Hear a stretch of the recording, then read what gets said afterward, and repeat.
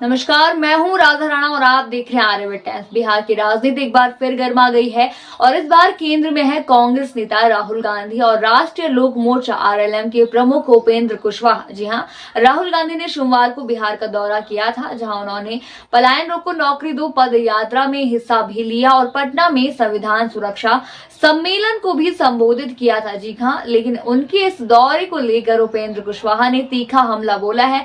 उन्होंने न सिर्फ राहुल गांधी पर बल्कि उनकी पार्टी कांग्रेस और महागठबंधन के प्रमुख घटक आरजेडी पर भी निशाना साधा। उपेंद्र कुशवाहा ने कहा कि कांग्रेस सिर्फ चुनाव के वक्त लोगों को आकर्षित करने के लिए बड़े बड़े वादे करती है, जबकि हकीकत में उनका कोई विजन ही नहीं है। जी हाँ, उन्होंने राहुल गांधी पर हमला बोलते हुए कहा कि उन्होंने बिहार में दशकों तक शासन किया और वही शासन बिहार की बदहाली की असली वजह है। उनके मुताबिक कांग्रेस ने आरजेडी के साथ मिलकर बिहार में जो सरकारें चलाई हैं, उन्होंने राज्य को सिर्फ पीछे ही धकेला है। जी हाँ, उपेंद्र कुशवाहा ने राहुल गांधी की बिहार यात्रा पर तंज कसते हुए कहा कि वो केवल भ्रम फैलाने आए थे और उनका कहना था कि राहुल गांधी का बिहार आना और कुछ बयान देना, इससे यहाँ की जनता पर कोई असर नहीं पड़ने वाला है। जी हाँ, उन्होंने ये भी कहा कि महागठबंधन की कोई दाल बिहार में नहीं गलने वाली है। एक और सवाल के जवाब में कुशवाहा ने कहा कि राहुल गांधी की मंशा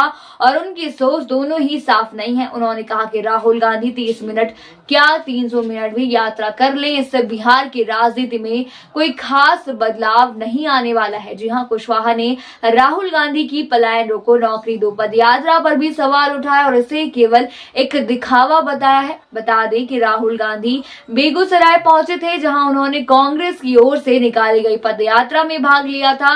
इस पदयात्रा का उद्देश्य था बिहार से हो रहे बड़े पैमाने पर पलायन और युवाओं को रोजगार न मिलने के मुद्दों को उठाना। जी हाँ, राहुल गांधी ने रक्षा बलों में रिक्त पदों को तत्काल भरने की मांग की और सरकार पर बेरोजगारी को लेकर हमला भी बोला। कांग्रेस और उसकी छात्र शाखाओं के सैकड़ों कार्यकर्ता इस पदयात्रा में शामिल हुए, जिनके हाथों में पार्टी के झंडे और पलायन रोको नौकरी दो यात्रा की तख्तियां भी मौजूद थी।